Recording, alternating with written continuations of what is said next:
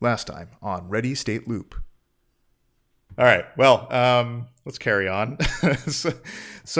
Today we're going to talk about the UE5 demo that was released by Epic. They go over a lot of technical details during the video, and some of it makes very little sense to anybody that's not a game developer. So what we're going to try to do is cut through the cruft. We're going to be able to talk about what they probably mean and give some insight into what it means for a gaming experience. So let's get on with the video.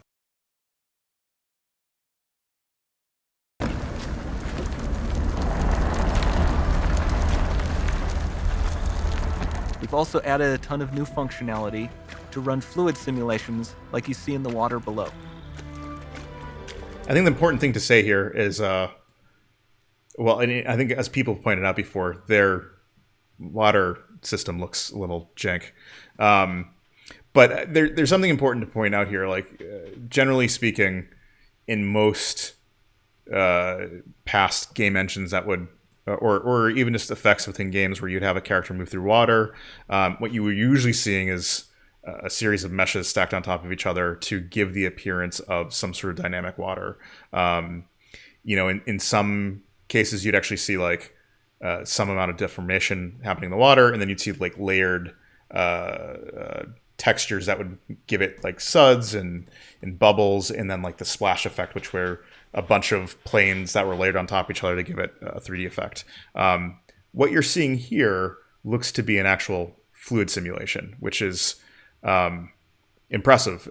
You usually don't see fluid simulations like this in games. It's pretty expensive because you have a bunch of small particles that are have physical aspects of it and that have to interact with each other and then interact with something that's interacting with them. So very, very costly to do. I think there's probably not much more to say here besides it has some promise. If they can get this thing to work more efficiently and a bit more... I think it's interesting as a tech example to say, look what we're working on, look at what we're doing, and this is coming. I don't think it does a great job of selling, this is a puddle that she's literally kicking through, because it looks like she's walking in... Yeah, or orbs, those weird orb beads, water beads. Yep. I would agree. I think technically it's more of a, we can do this, and for developers, we're looking at it going, that's impressive.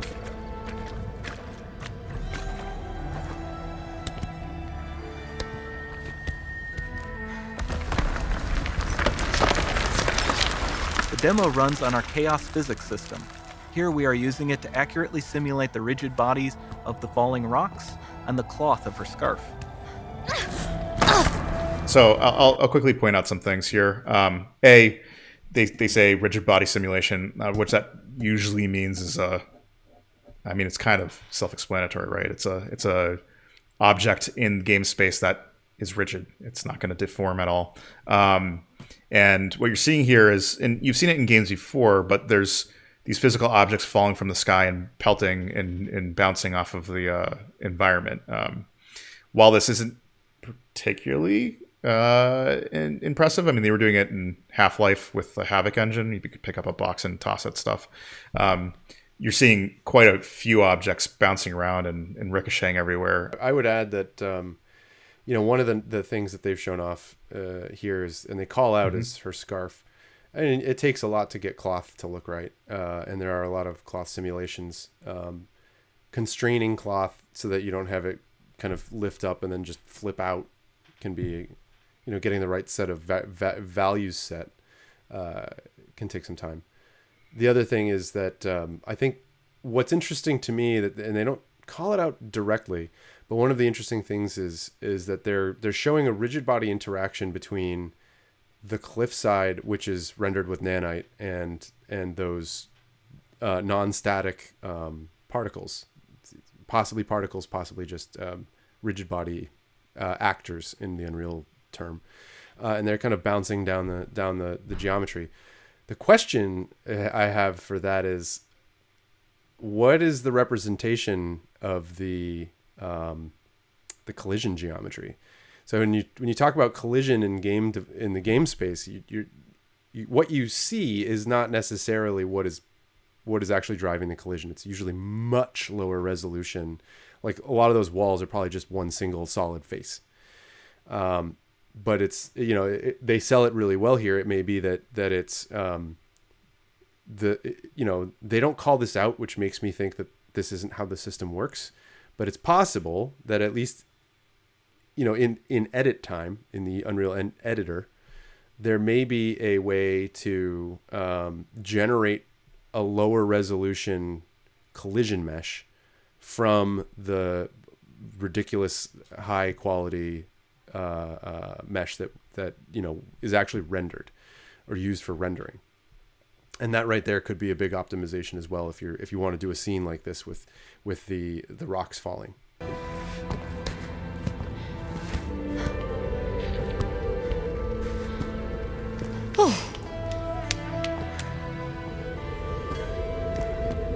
To point out real quickly, what you're seeing in the shot is a ton of detail, right? You're seeing the cliff face she's moving up.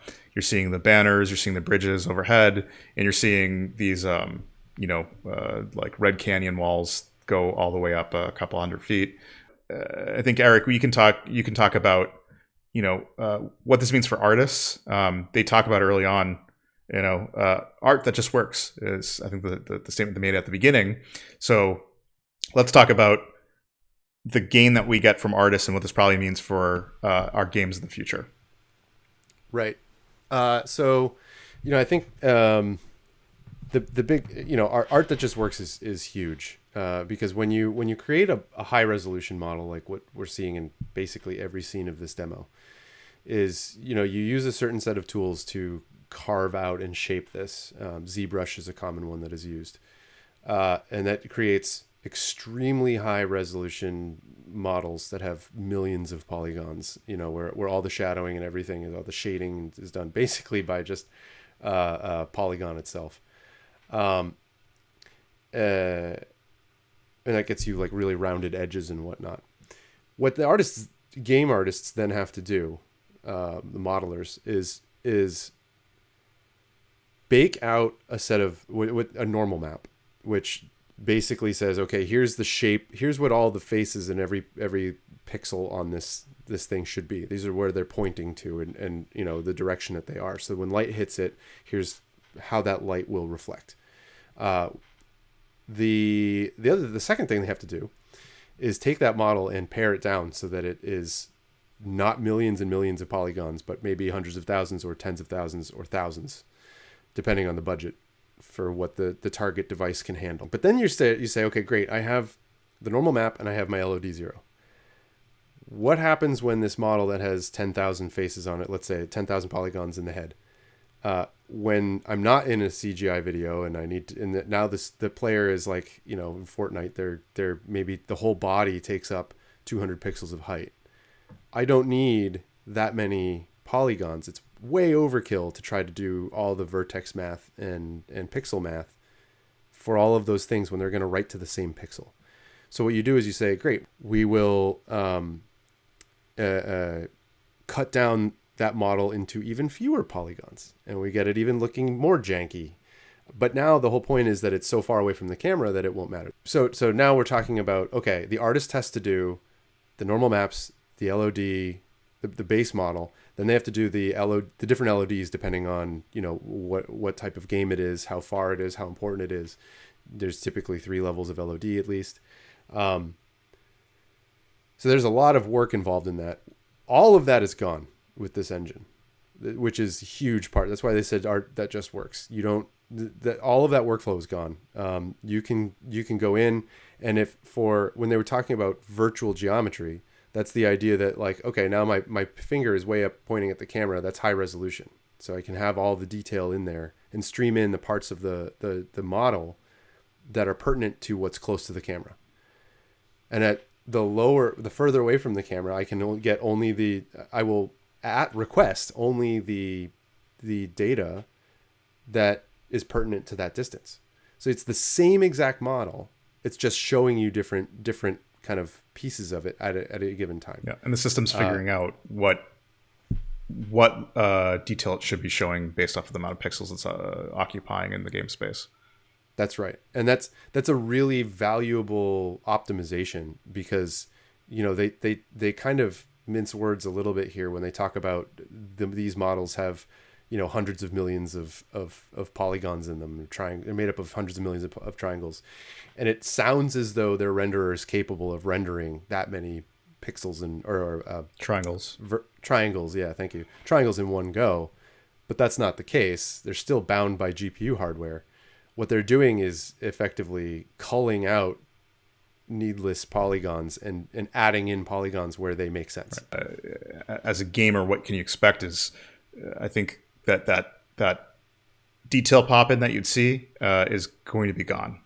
And one of the major hurdles for next gen games, we especially heard this during the PS4 and the Xbox One era, and that was like, okay, now you have all this detail. It's gonna cost artists so much time to be able to create environments that have this much detail. And part of that was because you create that one, you know, high resolution model, then you'd have to down res it, and you'd have to fix all your polys to make it work as a you know, lower poly model. You may do that 3 or 4 times. You'd have to output the normals. You'd have to output, in a lot of cases, other types of maps for that model to get it to display like a high res model when you're really just putting it on a fairly low poly model that's being obscured by this special type of texture.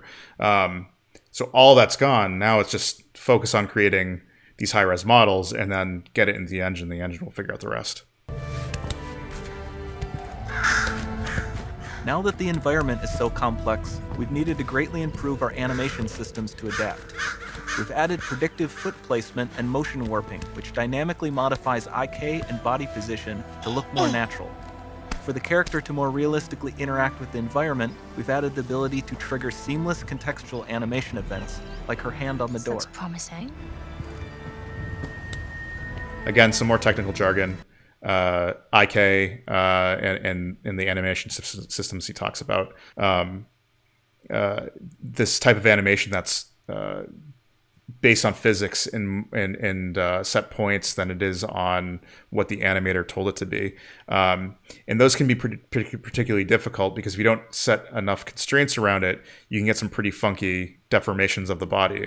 What they're showing here, when she's spider crawling across the wall, you're seeing some pretty extreme movements and still natural interpolation of those movements without getting any weird, body clipping of her own body or unnatural positioning of joints. IK, by the way, inverse kinematics. It's the idea that I have an animation that does this, but if that hits a wall, that animation will go up, and then it might turn my wrist or something because it's going to keep going, and there's some reverse thing happening. There's some input into the animation system and it flexes around it. Another thing to point out, and I think what this means for games of the future, is if you've ever watched any making of Assassin's Creed games or similar, the way that they pick where your character can go is very, very deliberate. They make special nodules and they have to place them pretty strategically to make sure that they don't break the animation system. And the same goes with, you play Uncharted or God of War or any games where you have like wall scaling, and where your character is able to go is pretty obvious. And it's obvious because those are the places that you can only move your character. It's set that way. This looks like you may have a lot more freedom, and the designers might not have to be as deliberate, and your character could scale more naturally a structure without so many specific points. The IK system it seems to be more capable of handling itself and not putting itself in bizarre body forms.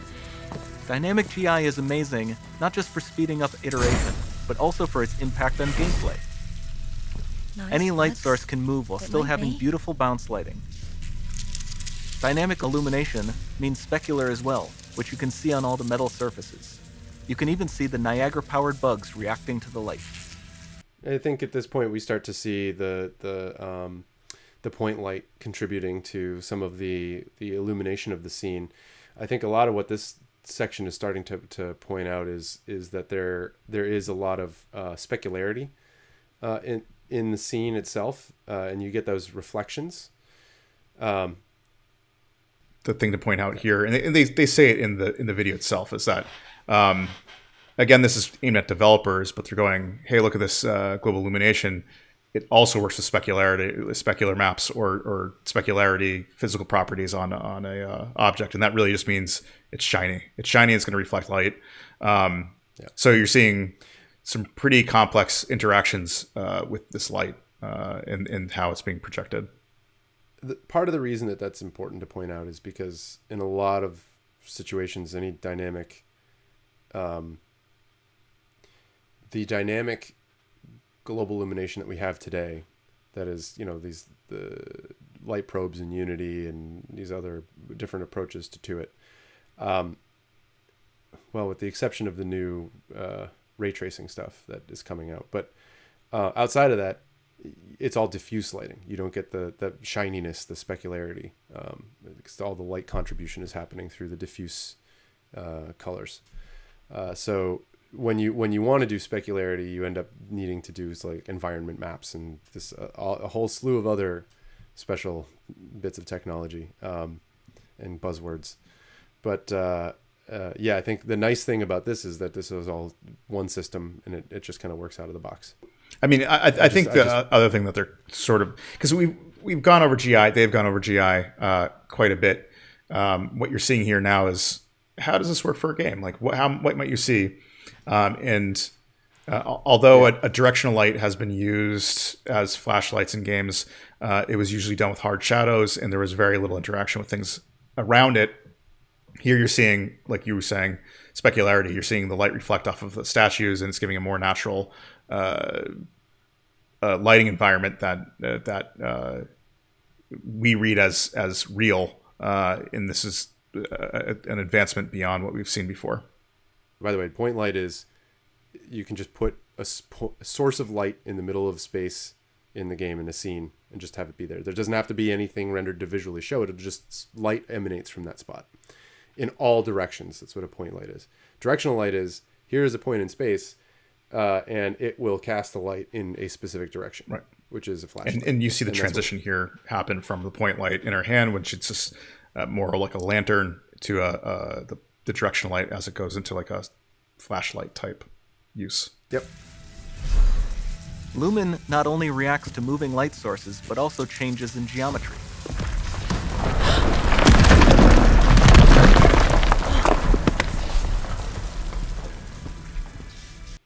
Yeah, one of the things I'd point out here is that they don't, you never see the roof of that before the rocks fall.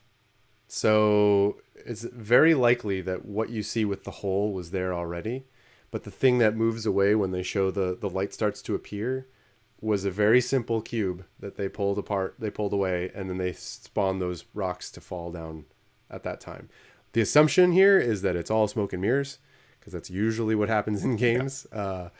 And I think it's important to point out that all games are smoke and mirrors. They all use tricks to sell a convincing image, and sometimes that means that you're limited to what you see, or limited to how far you can move around it, or when it appears, based off of like a trigger point that will cause the scene to play out.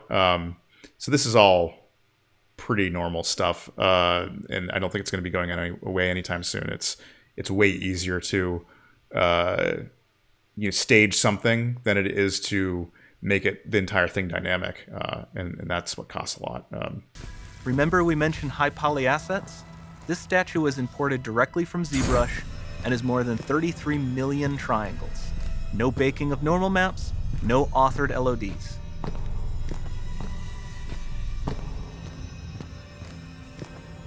I think the important part here is that they're talking about a very high poly model, which I think we've already talked about at length at this point. But again, to show how impressive this is, a high poly model versus a normal map, you would not get the level of light interaction that you're seeing here from the blue orb and from the top-down shadow or the top-down light that you're seeing here.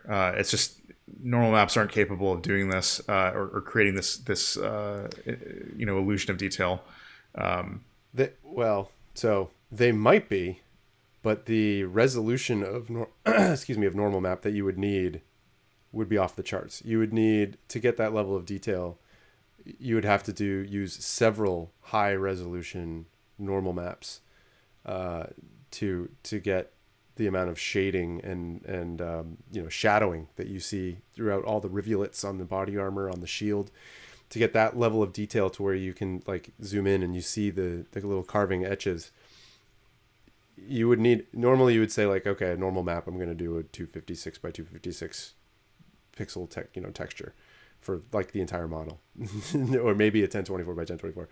Those would need 8K and probably several. Yes. To cover all that at the detail quality that we're looking at right now. And this is usually at the loss of video memory, and how much you can load in before you need to reload a scene. So this is a huge efficiency gain if you can just present the high poly model. And we can do more than a single statue. There are nearly 500 of that exact statue at the same detail level placed in this room, for a total of over 16 billion triangles from statues alone. Yeah, I think you want to give a bit of a rant because there's a bit of hyperbole here. It's not entirely untrue, but it's clever use of words, and I'll let Eric elaborate on this. Yeah, when they claim that there are, do you remember how many pixels? It's 6 billion. 6 billion pixels of detail in the scene. In the scene, yeah, 6 billion or 16 billion, whatever. It was some ridiculous number. But he said there were 500 instances of that model, or copies of that model, which says something. It would be very amazing to me if they had 500 different models that they were trying to run this process against. What's more than likely happening is it's the same set of data, and they just are streaming different parts of it to the instances of the model that are on camera. The scene, that room might have 500 things on it, but there's no way that you're seeing all of those at once. And even if you were, if the camera was zoomed out, and way up high where you could see them all, now you're seeing them all from top down. You're mostly getting the head. The GPU can basically say, okay, well, their process, their engine, Nanite, can say, we only really need the head. All the lower bits of the body, we don't need much data from. So they're not actually rendering 16 billion triangles. What they're saying is, if you were to render this in a render farm and just do it without any special optimizations, that's how many triangles you would be looking at. Over this entire demo, there are hundreds of billions of triangles.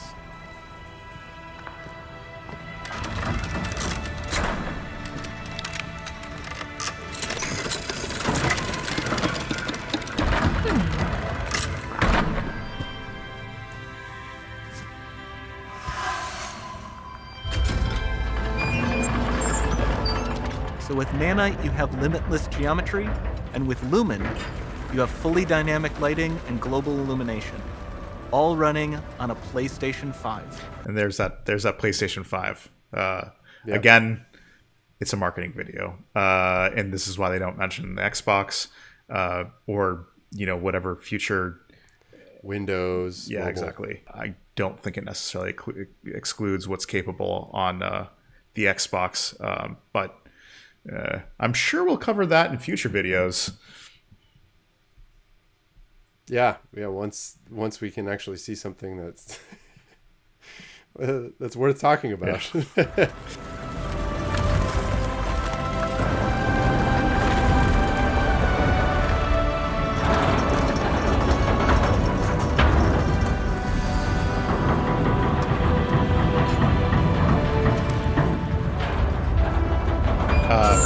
And actually, just to quickly recap, in that montage of here's this highly detailed room, there are some still impressive things that are happening there. It just goes to show like this rendering engine can handle quite a lot of detail, and we're going to be able to see these really amazing games as we go forward. I'm personally excited to see like your next Tomb Raider when you actually feel like you're in a An actual an temple. Aztec temple, yeah, or whatever Yeah. else. Actually, that does bring a really good point here. One of the interesting things about Unreal or Epic's announcement with the Unreal Engine 5 is that they're making, what is it, the Quixel library or something like that available. They bought a photo, like a high detail model and Oh, it's like the photogrammetry model sets. Yeah. yeah.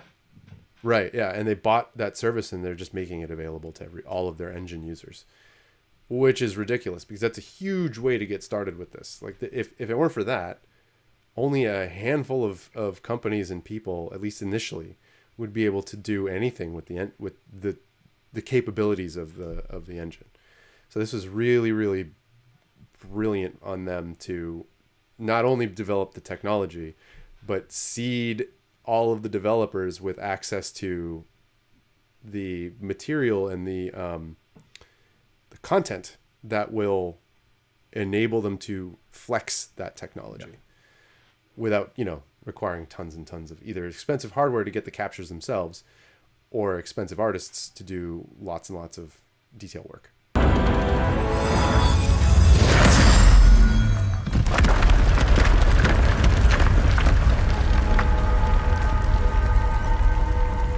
There's not much time left. And this doesn't need to be constrained to small rooms. It can stretch all the way to the horizon. The portal, it's open. Don't fail me now.